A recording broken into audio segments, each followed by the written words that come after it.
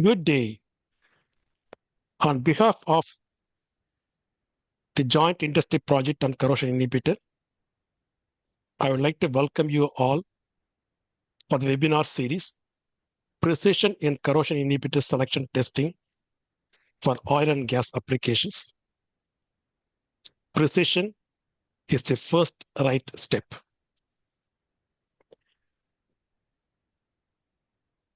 The objectives of the webinar series are twofold. One, to promote broader awareness across the industry on the need for developing standard test methods with published precision for corrosion inhibitor evaluation and selection. Two, to explain the process of developing standard test methods. And to develop standard test methods, we need to collaborate and coordinate. We will explain the importance of collaboration and coordination in the development of standard test methods. ASTM runs a very good inter-laboratory studies that will establish precision statement for ASTM standards on standard test methods. And we have got a good presentation from the ILS program, Philip Godov, a little later in this webinar. And once we develop the standard test methods, how that will impact the industry. These are all the four objectives of having this webinar. We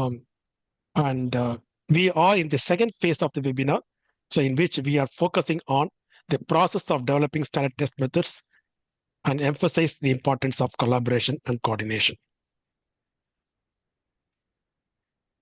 For the last 3 or 4 years, the industry has been working on a joint industry project that is to establish precision of various laboratory test methods. And I'll talk a little bit about the corrosion inhibitor industry best practices for evaluating efficacy of corrosion inhibitors used in the oil and gas industry.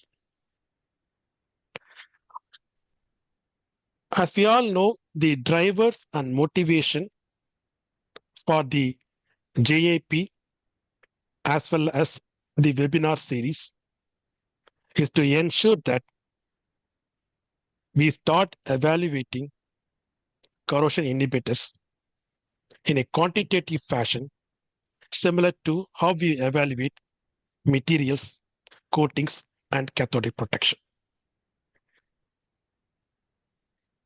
The evaluation of materials, coatings, and cathodic protection across the world is universal. Whether you go to America or Atlanta or Argentina, everybody follows similar criteria. But for inhibitor evaluation, the criteria changes from country to country, companies to company, and even within the companies, the criteria is different. That's what we are trying to fix in this JIP and through this webinar series. Again, every change happens due to some iconic publications. For example, the iconic publication on cathodic protection was NACE RP0169 that was first published in 1969. But before that, the industry worked for more than 20 years. Similarly, coatings, ASTM took lead to publish 13 standards around 1972. But before that, the industry worked for 30 years. And we all know the NACE MRO 175 was first published in 1975. But before that, we had few incidences and the industry worked for 20 years. So development of standard test methods, standardization procedures takes longer duration. But for corrosion inhibitors, it even took longer duration. So almost now we are 50 years behind when compared to other corrosion control strategies. But we believe that we are in the pivotal moment for the change. With that background, the theme of webinar 9 is to emphasize that we need qualified laboratories to evaluate and select corrosion inhibitors. If we do not have a qualified laboratory, we cannot develop a good corrosion inhibitor that can be effective in the field. So I'll give a little story today, rather some experience, and then I will let Philip Gaudreau from Interlaboratories, ASTM Interlaboratory Studies to walk us through the ASTM Interlaboratory Studies process. Again, I would like to thank the 12 sponsors of the GIP, and they have been instrumental in supporting this effort over the last 3 years, and this effort will go for another couple of years. And in addition to sponsors, in phase 1, we conducted several interviews. Many of you participated and provided inputs to the direction of the GIP, and we sincerely recognize you for your efforts. Even though you did not formally join, but your direction, your inputs, your experience shaped the scope of this GIP. With respect to GIP, it has got 3 phases. As I said, in phase 1, we collected existing best practices from owner-operators as well as chemical vendors. In total, we had interviewed 226 people, professionals. And after the last webinar, 2 people contacted me and said they will be happy to provide additional information. So we will be doing formal interviews with them. So the phase 1 report, even though was completed in 2024, if there are some interest, we will add more data point and we will issue the version 2 of the report. So in phase 2, based on the information we collected, we developed guidelines representing industry best practices for corrosion inhibited testing that was completed earlier last year, or 2025, in which we provided guidelines for 23 applications in the oil and gas industry in which corrosion inhibitors are being used. That includes the traditional downhole and production pipelines all the way to carbon capture, sequential pipeline, origin pipelines also. At the end of phase 2, we identified 8 methodologies that needs standardization. And that is a focus of phase 3. When we say standardization, we mean development of precision based on repeatability. And we'll talk more about it during this webinar. Phase 3 was formally started, launched on December 2nd, 2025. Of the 8 methodologies that will be standardized in phase 3, today I'll talk only on the BICEL, and that can be used for under deposit corrosion. Again, we have identified BICEL as one of the methodologies for standardization, but if the sponsors suggest a different methodology, we will focus our effort to standardize that methodology. But the BICEL, as Nihal Obeshekara from Clarion says, as he presented at the ASTM Corrosion Inhibitors Workshop in 2019 in Houston, as the name indicates, it has got 2 cells, top cell and bottom cell. And in between, they have made an arrangement to keep the solids. So obviously, both the top cell and the bottom cell will have the same brine solution. And the inhibitor will be injected from the top. So, and they follow corrosion rate using LPR. So the top cell corrosion rate will be the traditional corrosion rate.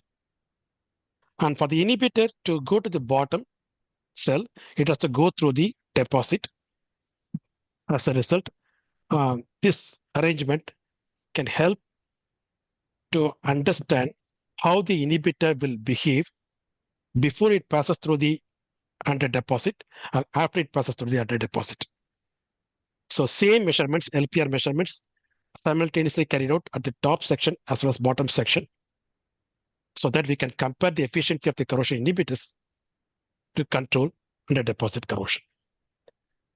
This methodology has been identified, but again, we might standardize this methodology or some other methodology as approved by the sponsors. The key message here is that whether it is a complex methodology or a simple methodology, if different people carries out the experiments, they should come to similar conclusion. And that is the value of precision, and that is the focus of the joint industry project. And I'm going to share a small experience on the importance of precision based on repeatability. Again, later, Philip will be talking more about the repeatability and reproducibility.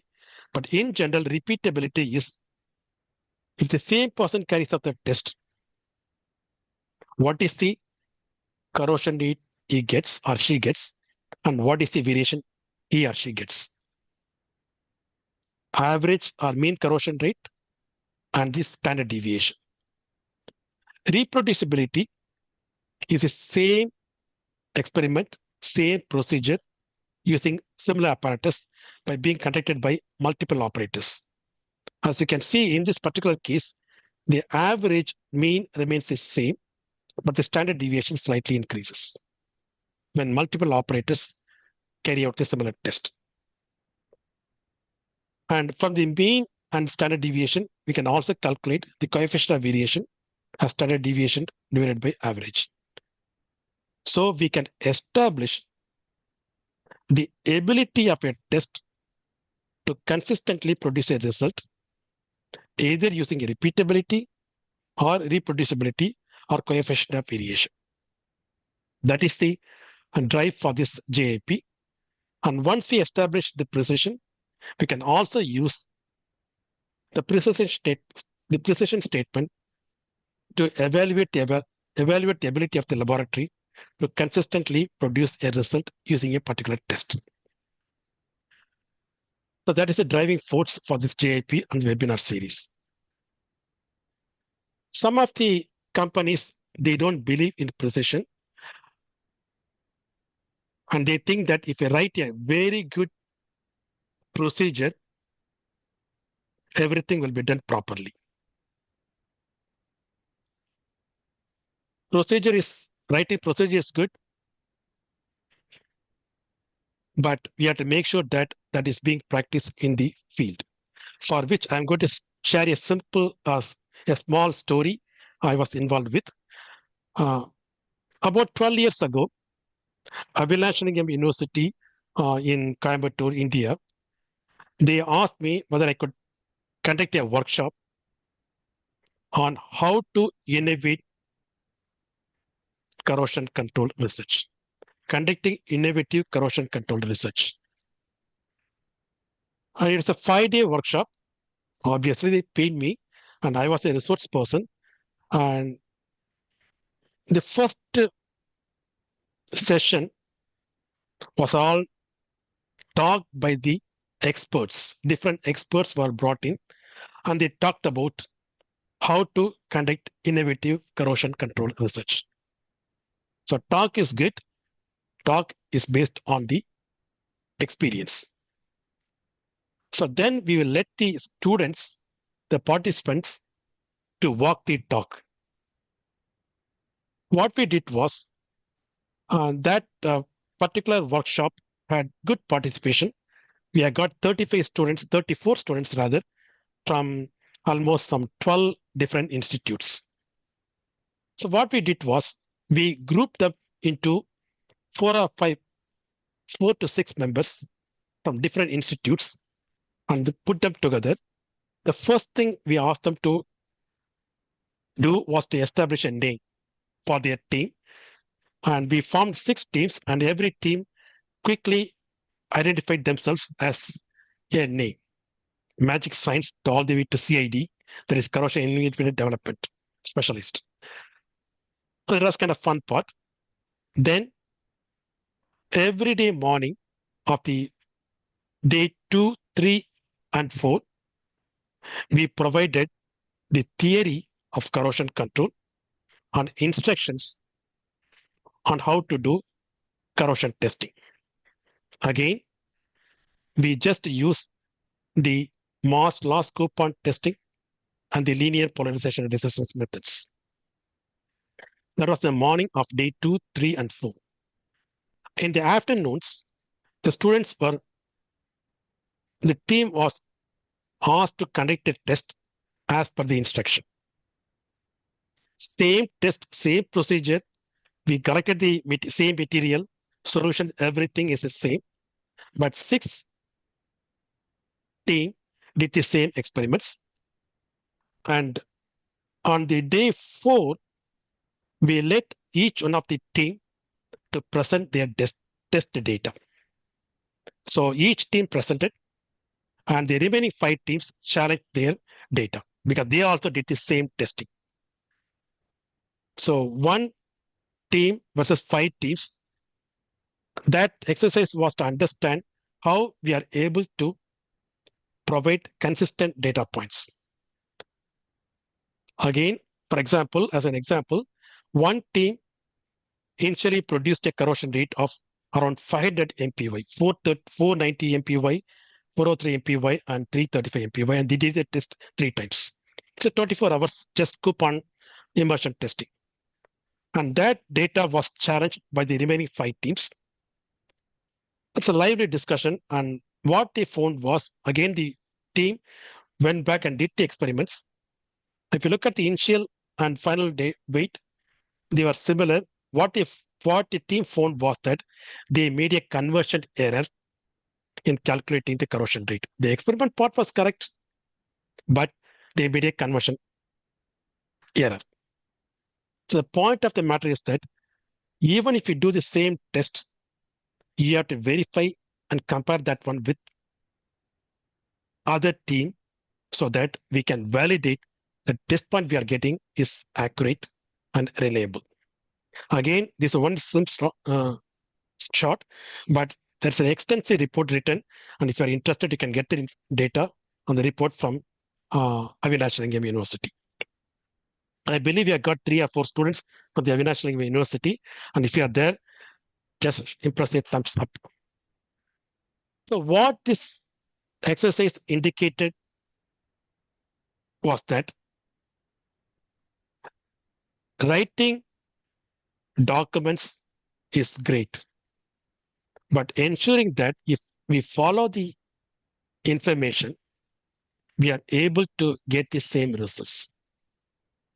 So walking the talk is very, very critical, and for which the precision statement is very, very critical.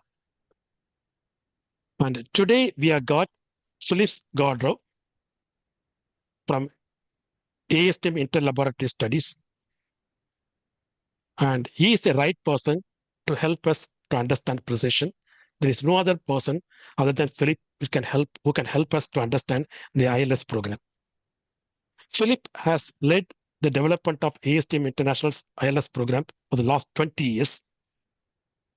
He joined ASTM 2005 as an ILS director, bringing extensive experience in laboratory testing and quality control.